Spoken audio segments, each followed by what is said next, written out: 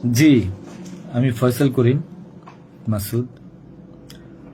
আহ, বিগত 12 ডিসেম্বর ওসমান হাদির নামে যে ব্যক্তির হত্যা মামলার আসামি আমাকে করা হয়েছে। আসলে আমি এই মামলার সাথে এই ওসমান হাদির যে হত্যা, এই হত্যার সাথে আমি কোনোভাবে প্রত্যক্ষ বা পরোক্ষভাবে জড়িত না। এটা পুরোটা একটা মিথ্যা বানোয়াট একটা নিউজ বা যেটাই বলেন আসামি আমাকে করা হয়েছে। করার পিছনে বেশ কিছু কারণ আছে, কারণ আমি তার প্রচারণে ছিলাম। আমি তার অফিস বলেন, আড্ডাখানা বলেন, যেটাই বলেন আমি সেখানে ছিলাম।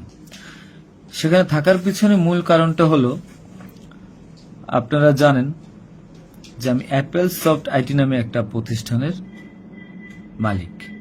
বিগত 10-12 বছর ধরে এই প্রতিষ্ঠান আমি চালাচ্ছি। এই প্রতিষ্ঠান থেকে আমি প্রায় 20-30 কোটি টাকার কাজ করেছি, উইদাউট তদবির, সুপারিশ ছাড়াই। কারণ আমি ব্যাটল অফ 71-এর প্রতিষ্ঠাতা।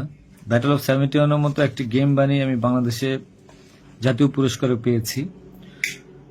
আমি সফটওয়্যার ইঞ্জিনিয়ার, আমি এমবিএও করেছি। এখন কথা হচ্ছে সেটা না, কথা হচ্ছে যে আমি সেখানে কেন গেলাম। সরকার পতনের পর আমার ব্যবসা প্রতিষ্ঠানে অনেক লস হয়, যেখানে আমি ঋণগ্রস্ত হয়ে যাই। তো আমি কিছু কাজ, নতুন কাজ, আইটির কাজ জমা দিয়েছি। তো আমি তাদেরকে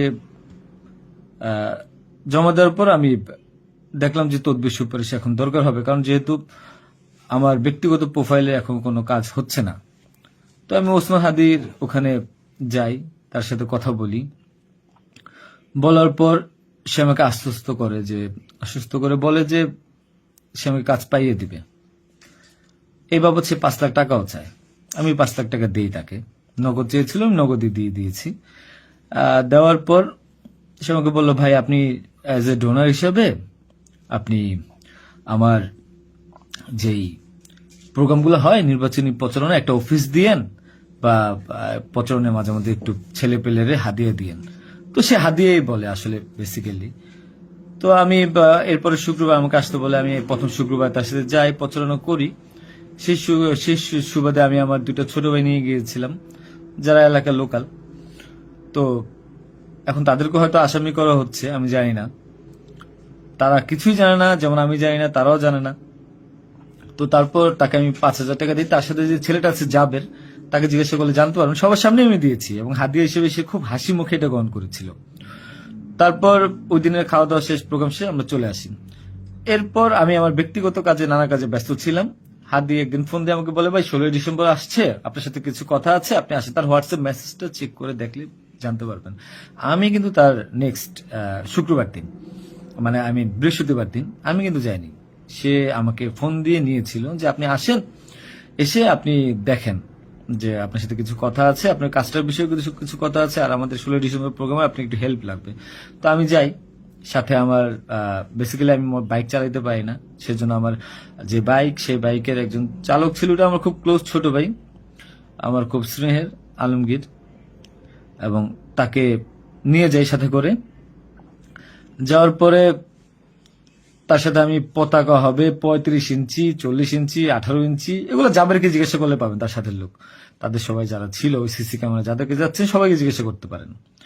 এবং তাকে 250 গেঞ্জি বানিয়ে দিতে হবে, এই জন্য কত টাকা লাগবে ডিটেল।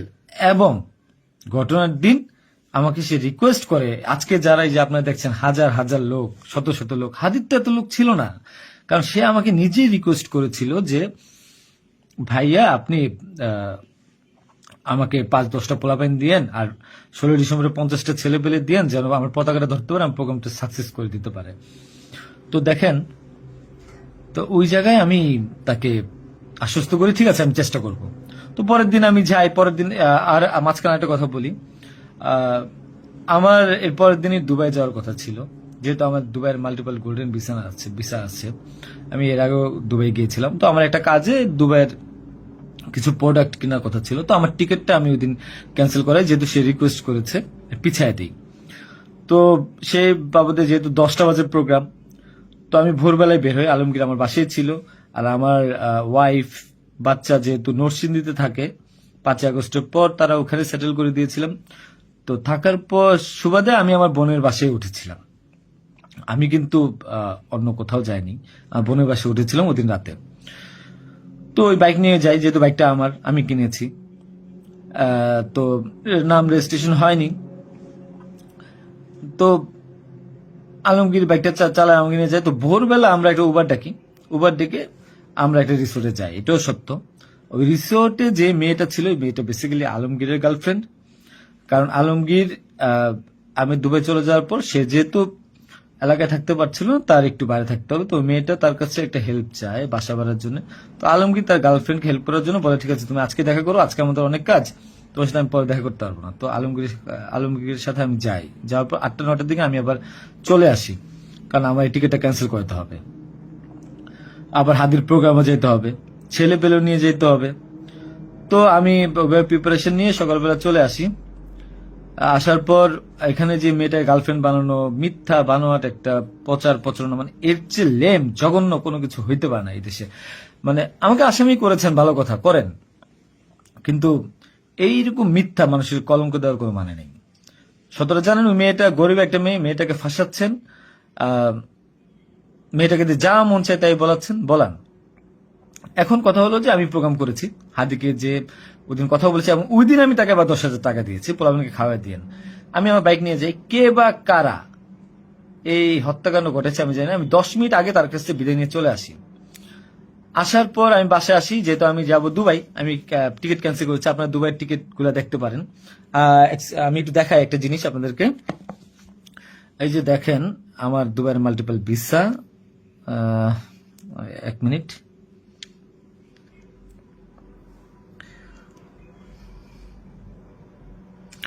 এই যে দেখেন আমার দুবাইয়ের মাল্টিপল ভিসা। হ্যাঁ, ওকে। আমি এখান থেকে ক্যামেরা যেহেতু দেখা যায় না, আমি এখান থেকে দেখাই। এই যে দুবাইয়ের মাল্টিপল ভিসা আমার স্পষ্ট আছে, দেখেন।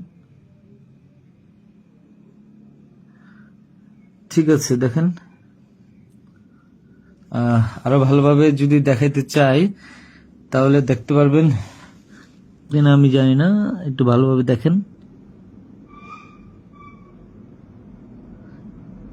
যাই হোক, এটা আমার দুবাইয়ের ভিসা। তো এরপর আমি এই যে আমার দুবাইয়ের ভিসা, আমার ওই দিন টিকিট ক্যান্সেল করি এবং আমি যাবো আমার কাছে বিদায় নিবই স্বাভাবিক। আমার ভাগিনা একটা আছে 5 বছর বয়স, সে আমার মোবাইলটা ফেলে দেয়। মোবাইলটা ফেলে দেওয়ার কারণে যেটা হয়েছে যে আমার এই মোবাইলটা নেওয়ার জন্য আমার 2 ভাগিনা খুব দৌড়ঝাঁপ করে মোবাইলটা নিয়ে আসে। আমার কাঁধে ব্যাগ ছিল, এখন ব্যাগকে অস্ত্রের ব্যাগ বানিয়ে দিচ্ছে, কিচ্ছু করার নেই আমার, যা বলবে তাই সত্য। আর আমার বাইকের নাম্বার প্লেট চেঞ্জ করে নাম্বার ম্যানহোল থেকে উদ্ধার করা, আমার বাবা 2বার ব্রেন স্ট্রোক করছে, তাকে দিয়ে উদ্ধার করানো, এটা কোন নাটক আমি জানি না। তো তারপর এই তো বাইক উদ্ধার দেখলাম, এগুলা দেখলাম। এরপর আমি বিদায় নিয়ে চলে আসি।